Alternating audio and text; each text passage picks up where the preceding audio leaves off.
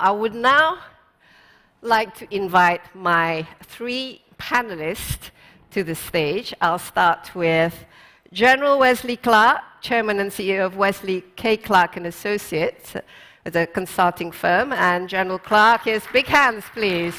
How are you, sir?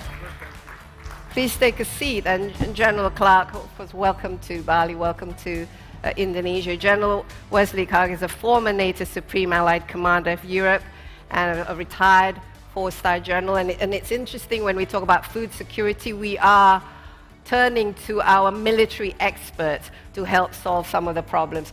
Once again, welcome, sir. And our next speaker, Minister of Defense of the Republic of Indonesia, the man of the moment, Minister Prabowo Subianto. Hello, sir. How are you? I just want to say, very impressive. Like I said, I was telling Fred and our friends from the Atlantic Council, I mean, I'm speechless. That was that was a really good, long lecture. But I also would like to remind you, sir, 2024 is still, 2 years away? Okay. Last but not least, we've listened to his keynote speech before, very impassioned speech. Gaurav Srivastava, founder of Gaurav and Sharon Srivastava Family Foundation, also chairman of various groups such as Harvest Commodities, Paramount Energy and Commodities, and Unity Resources Group. Gaurav, thank you for joining us again. And let's have a big hands, everybody, for our speakers. Okay, Minister Prabowo wants to have a... No, it's okay. Do you want some water? No, I have my own special coffee. Okay, yeah. All right. Coffee makes me, think. Okay, we have a coffee for the minute. How about you, General? Would you like anything to drink? I'm good. This is going to be a very long conversation. I thought I'd warn you, this will be probably another hour of conversation, if you don't mind me. It's not every day we have star generals addressing us, so we really do need to take advantage of this. Okay, once we've done with the coffees and everything, let's start with you, if you don't mind, Minister. Let me start with General Clark. After hearing your incredible lecture, we learned a lot, obviously. Just your thoughts on the food security. I mean, General Clark, you were the former NATO Allied Commander for Europe, and there's obviously some of the things that was mentioned, the idea of food security is very much tied with global security, with hard security. And just your thoughts on our minister's speech, and also how do these two interlink in your perspective? So first of all, I think Indonesia is really setting a very, very high standard for approaching the issue of food security. And I'm very impressed by the technology, by the work on cassava especially. And this is the way we have to move forward, just like we discovered fish farming about 30 or 40 years ago, and it's spread around the world. Cassava may be the miracle, carb of the 21st century. And I think Indonesia's got a leading role in this, so I think that's really impressive. I think when you look at food security, I agree with what Minister Prabowo has said. It is about more than food, it's about water, it is about energy. I do think we have to be sure we've got the right balance. When we talk about food security, it's about availability, it's about affordability, those things, but it's also about taste. Mm-hmm. Everybody grows up with a comfort food, and tastes change over time. Now, my wife, her comfort food is a baked potato. I don't care that much for baked potatoes, but she likes it. I like spaghetti and meatballs. That's my comfort food. People have these, it's partly what you grow up with, it's partly changing tastes as you mature. But we have to take account of expectations that people have. And the protein map that you showed, Minister Prabowo, was really interesting to me, because when you look at people in Africa and you look at the amount of protein they can get, the amount of calories they can get, of course, that's the first thing you go with. Yep. But when these people come to London sometimes, or Paris, they might be looking for McDonald's. And so it is about expectations, it's about availability, it's about affordability. I think we have to harness the best of government leadership and private sector leadership in this space. I think what I've learned in my, I studied economics of underdevelopment at Oxford. I looked at it in Vietnam. I worked it in, as best I could, in Bosnia and looked at how they could recover. And for the last 22 years, I've traveled around the world and looked at countries. Look, you have to use the profit motive. It's just like what Minister mentioned about cassava, and this man who has engineered the best way to do it, has to be profit in it. So it's the balance between government leadership and vision and the private sector picking up the step, having the right incentives and signals to unleash creativity and technology. Okay, so the partnership was obviously very, very important between government and the private sector. But let me just put it back to, food nutrition obviously is very, very important. And but let's frame it back to food security. As we know, with what's happening in the war in Ukraine, I mean, even Indonesia, we were affected, because we still import a lot of wheat, for example, and fertilizers. General Clark, what would you see as the biggest challenge? What is the state of our food security at the moment with what's going on in the world, and your own definition of food security? Because we are completely interdependent when it comes to, the food system is very global. And then once you have these blockages, and once the supply side is disrupted, I mean, how can we mitigate that, and where do you see, the challenges of food security? Well, I think we have, as a global security. Look, we have to elevate consideration of food security. It's grown in importance each year and each decade, really. But in order to import things that countries need, they have to export, and governments have to help set the incentives for this. So if Indonesia wants to import, let's say, cell phones and electronics from China or the United States or someplace, then how does it get paid for? And all of this has created, in the area of food, this incredibly complex network. And so it becomes something that what COVID has taught us, what the Ukraine war has taught us is, this must be a higher priority in all international discussions. We've got to strengthen these supply chains, listen to what our people need all over the world, and then governments have to work together to meet those needs.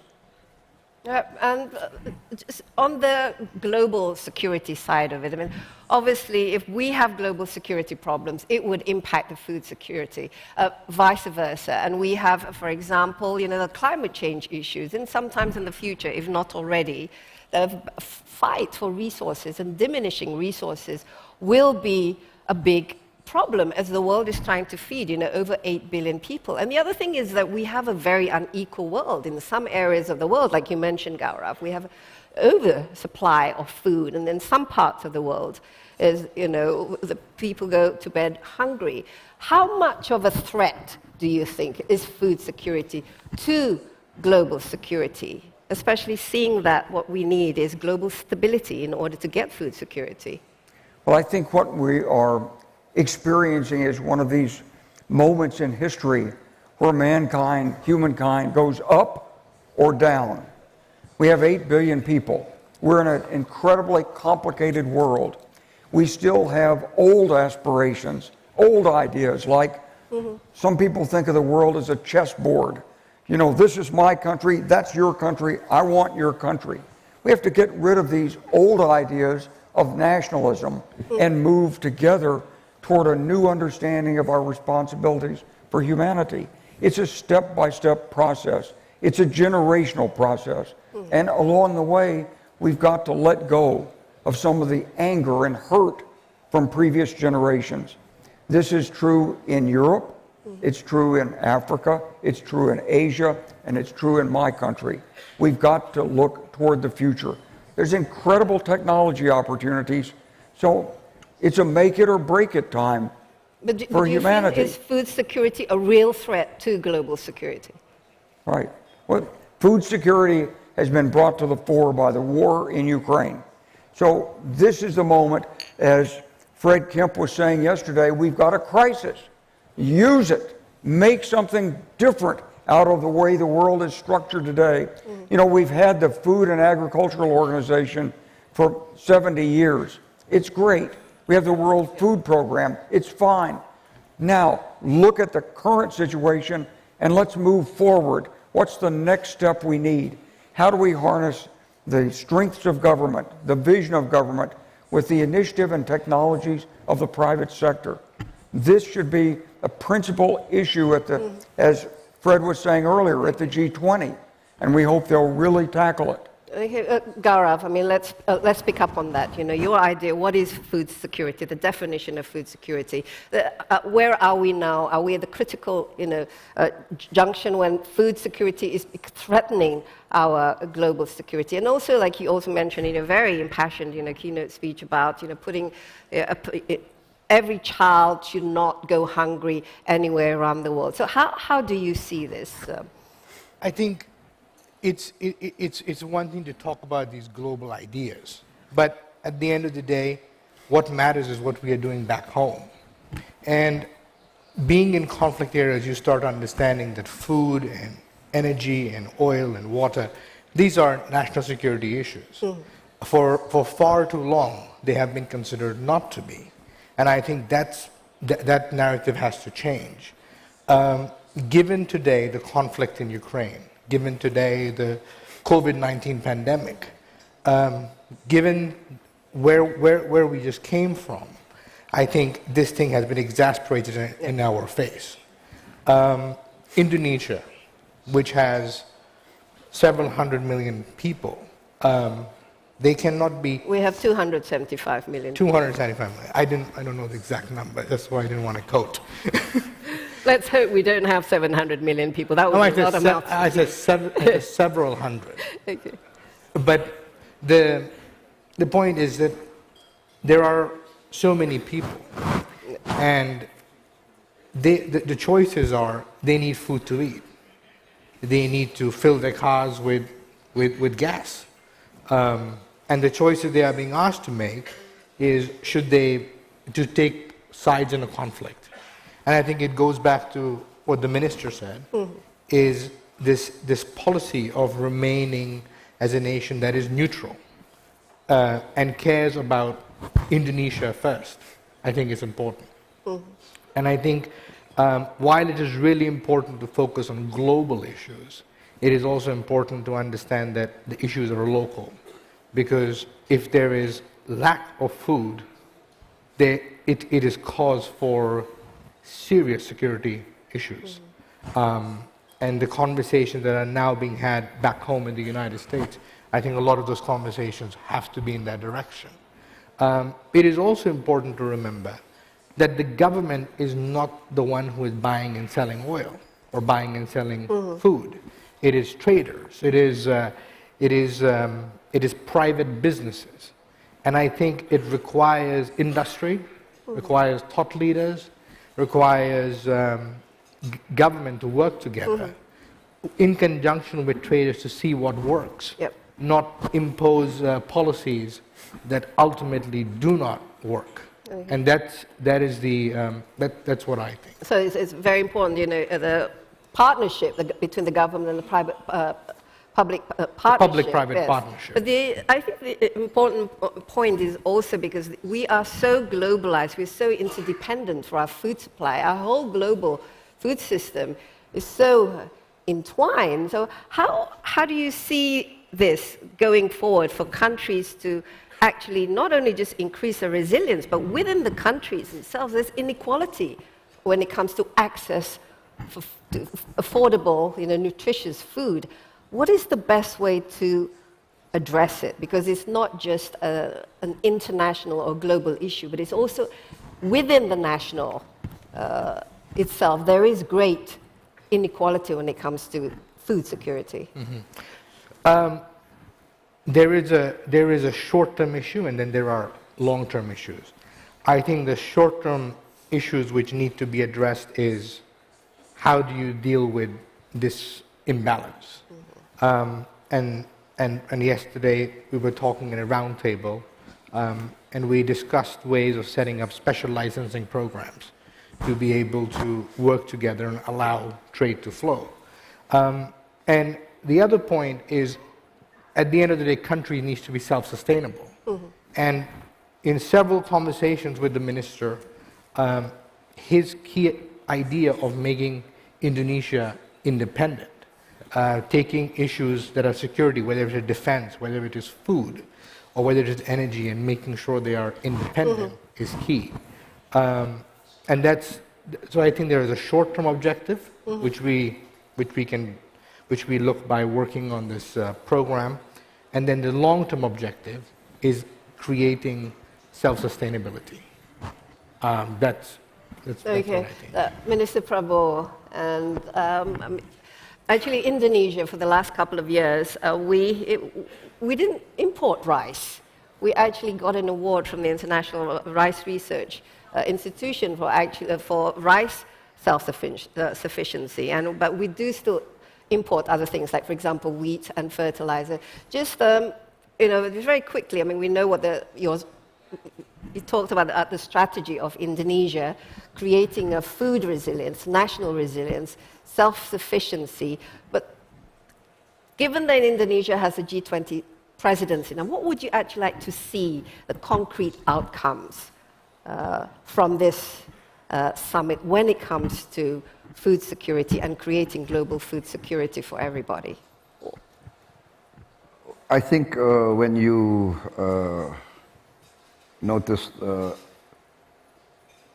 remarks of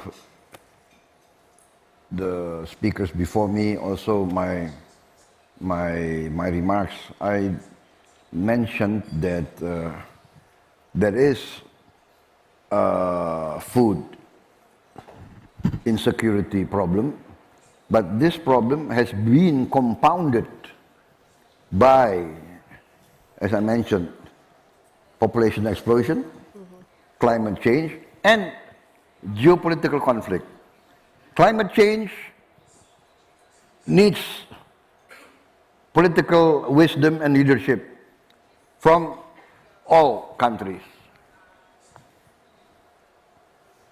Population explosion needs wisdom, leadership, courage from the national elites. But geopolitical conflict, as I mentioned, needs statesmanship, needs leaders with a historical vision and a realistic approach. I think this is what we hope from the G20. We are very happy. We hear that President Xi Jinping of China and President Biden of the United States will meet. This is I think, a very optimistic event. By meeting, by communication, by interaction, these two global powers must show global leadership, global statesmanship, global wisdom. So this is our hope from the G20.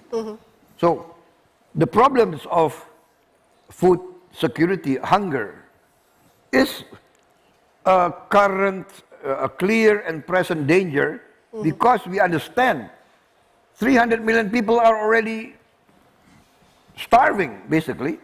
Another 500 million on the verge of starvation. But this is all related to geopolitical reality. We understand 30% of wheat comes from Ukraine and Russia. We understand phosphate is a resource very scarce. fertilizer, dependent on potash, dependent on phosphate. So, yes, you asked me what we hope from the G20. We hope statesmanship, wisdom to overcome this. Okay, the G20 itself, we come in a very, very challenging sort of environment, not just because it's post-pandemic, but there's a war in the Ukraine, a global, economic crisis and inflation, and of course, tension between China and the US, for example. So it's, and of course there is a Russia situation. But how optimistic are you that world leaders can actually sit down, with that wisdom and statesmanship that you're talking about? And the other thing is Indonesia. This is our presidency. What can we offer as a country, to address and also to maybe, facilitate the path to global food security as well as global security? Okay, in my opinion, there are, let us say, optimistic goals, yeah, idealistic goals. There are also realistic and modest goals. I prefer to have realistic and modest goals. Indonesia, in my opinion, our contribution to the international geopolitical situation is that we succeed in making or taking care of our own house. We must keep our own house in order. Indonesia needs peace, stability, and with peace, stability, we can provide solutions.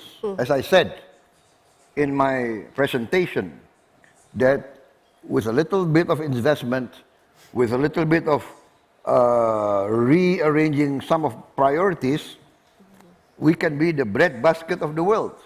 This is not something impossible. This is mathematics. We have already 80 million degraded forests. We must take care of this. With our planning agency calculating 16 million hectares, if we convert this, this can be the breadbasket of the world. So we can be a solution to the world. Number two, energy. We have to go to renewable, clean energy, green energy, to cut down global warming. That's number two. This, in my opinion, realistic. We take care of our own house. We have peace, prosperity, smart investments. We can be the source of protein to the world, source of calories to the world. That is our contribution. In the real sense, we are non-aligned. We are friendly with all the major powers. So, we can be the intermediary. We can promote dialogue and friendship. So I think, in my opinion, that is our, let us say, modest goals and idealistic goals. Yeah, and this is also an opportunity for Indonesia to showcase what we have and what we're doing, as you very well displayed in this morning's lecture. Now, General Clark, your thoughts, please. Do you agree? What kind of leadership can Indonesia, give in this circumstances, and also for the U.S. as being the global security power? What can the U.S. do in order to promote global food security and make sure that everything's in? Well, I think the United States can do several things. Now, we're going to hear later from some American experts on this, and so I don't want to say that I'm an expert on this, but I have looked at it, and I think, there's the role of the American dollar. And so we have to be very aware in the United States that when we use interest rates to deal with domestic American inflation, it has worldwide consequences. I know we are sensitive to that, but we just have to remain sensitive to it, because countries all over the world rise and fall based on how the Federal Reserve System responds to, in some cases, U.S. domestic economic concerns. So that's the first thing. Secondly, I think the United States has done a remarkable job with the technology of agriculture for things like row crops. So I've done a lot of work with the corn farmers in the United States, and you look at the productivity of corn. Now I'm going to use the term acre instead of hectare. There's about 2.5 acres to a hectare. But back when I was growing up, if you got maybe 60, 80 bushels of corn per acre, you were a great farmer in Iowa. In the 1990s, we were up to 90 bushels. Now the average in the recent years has been 170, 180 bushels of corn per acre. And in some cases, we're getting 350 bushels of corn per acre. Why is this? A combination of factors. It's private sector, farmer ingenuity, government leadership in terms of agricultural extension. So I think if we look at these principles and try to help countries all over the world with technology, some financing to get it started, sharing our systems on how we look at farmland, how we evaluate its need for nutrition, how we use what's called precision agriculture, taking advantage of GPS to know for each meter of land what exactly are the nutrients that are needed for each crop. If we look at some of the Israeli technologies on drip irrigation, for example, we can do amazing things. And so I think the United States has to lead. But I think the United States has to be very careful in doing this, because we have a spirit of generosity in America, but we have something called Public Law 480, which enables us to take surplus U.S. agricultural commodities and ship them abroad in times of need as a measure of relief. Sometimes in doing that, we've actually undercut domestic agriculture in those countries that have been the beneficiaries. So I think we have to be careful. You know, it's what the old joke is: if you are in bed with an elephant and it turns over, you can be crushed. And so the United States, for starting really 100 years ago, became the elephant in world finance in so many areas and in food. We have to be very careful about this, because as Minister Prabowo is saying, there's so much potential in Indonesia, in Nigeria, in DRC, elsewhere in the world. We don't have to rely on row crops in the United States. So we've got to use our leadership wisely. Okay, well, just very quickly, what would you like to see the outcome of this G20? What concrete results, maybe what, maybe agreement, or, what kind of things would you like? Well, I think what we'll see is already in President Biden's talking points, he's elevated the issue of food security. And one of the things we're going to do from this conference, I hope, is give talking points to the White House so that we get further intensification of this focus on food security. It really is a fundamental. And I think the White House is coming to understand this. It's not something about getting farmers to vote for a particular political party, so therefore you've got to be nice in Iowa. It's much bigger than this. And in the United States, we're fortunate because we don't really have to import food. We do like shrimp, get some of it from here, and tuna, but we don't have to. It's a matter of taste. So in the American discussions, we've misunderstood and underestimated the issue of food security. Yep. We have to change our appreciation of priorities. And, okay, Gaurav, I mean, the general mentions about innovation, technology. Obviously, food security, it's important to have innovation as well as technology, and more importantly, actually, is to energize people to care about food production. What are your solutions to achieving greater food security by strengthening, for example, the farmers, or involving the young people, women, and all sectors of society to focus on this? I was talking to one of my friends from Africa, and they mentioned that the U.S. is kind of the head of the kite. And once there is turbulence at the head of the kite, the effect is felt all the way at the back. And there is a big lag that happens. It's important to understand that for the reasons that we have been the elephant that turned left or right, the reasons are we need to be really careful and work together and understand that working with our partners like Indonesia and with other nations is the way to build alliances by providing maybe financing through institutions like DFC, working with policymakers. And we have had several conversations, General Clark and I have several conversations with folks at the White House, folks in Congress and Senate, on these critical issues as to the role that the U.S. can play. And it's important to understand that we cannot put countries like Indonesia in that impossible spot to make a choice.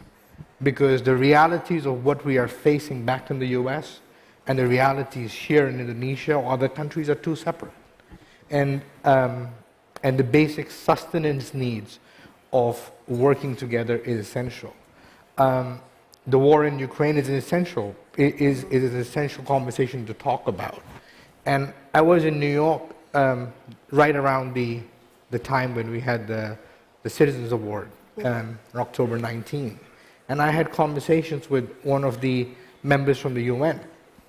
And they showed, and she told me of this large discrepancy between the support that goes to the issue of Ukraine and what's happening in Africa, what's happening in Asia. The value of human life is the same, whether it is a child in Ukraine, or whether it's a child in America, child in Africa, or child here. It's all the same. And the conversation that behooves us today is how do you create a program that prioritizes food security, energy security, and national security as one issue. And hopefully we will be able to achieve that with and this is what you like to see come out of from this G20 summit. Okay, we've run out of time, but let me just ask a final question to Minister Prabowo, or maybe you'd like to read your note first. All right. In your presentation, I mean, there's a lot of gloom and doom about, the threat of nuclear war. I just want to ask how,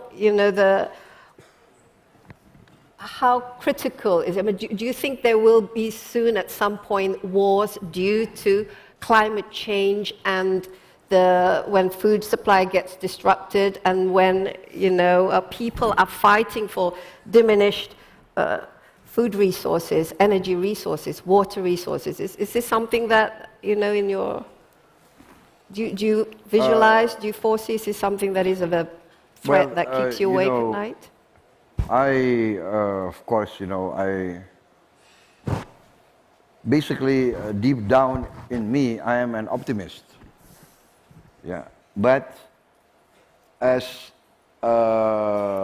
someone who has to deal with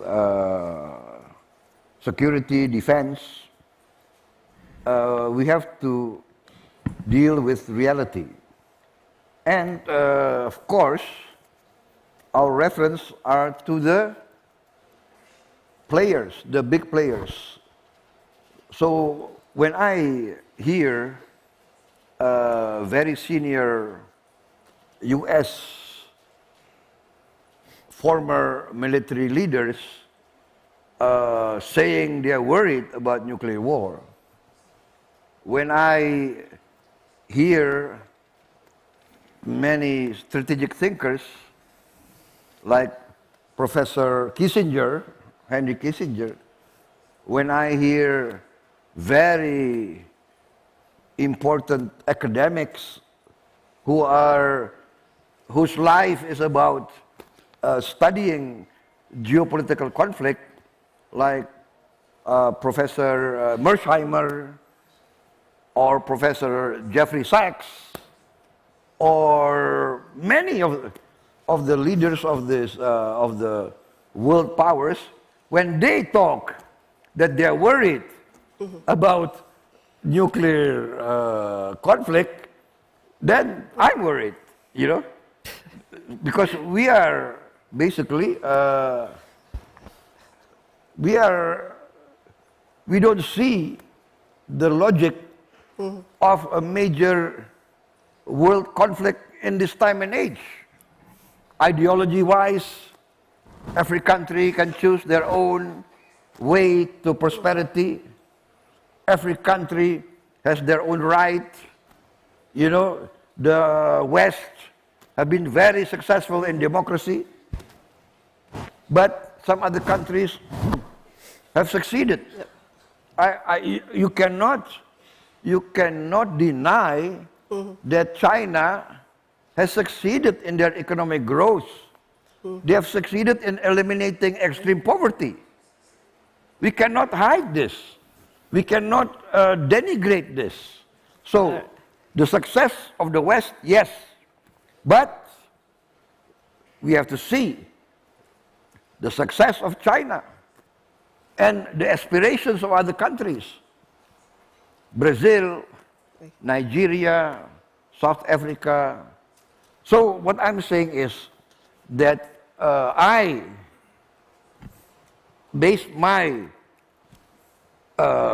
assessment on the assessments of the big powers, of the strategic thinkers of the big powers. Okay. When they say they are worried, well, I think it's also logical that I'm worried. Okay, not to end on the pessimistic note. Thank you very much, Minister Prabowo, for that remark. Well, let's hope this G20 summit will be, you know, the path to global collaboration, will be the way to world peace, because this is what we all want, right? Okay, big hands, please.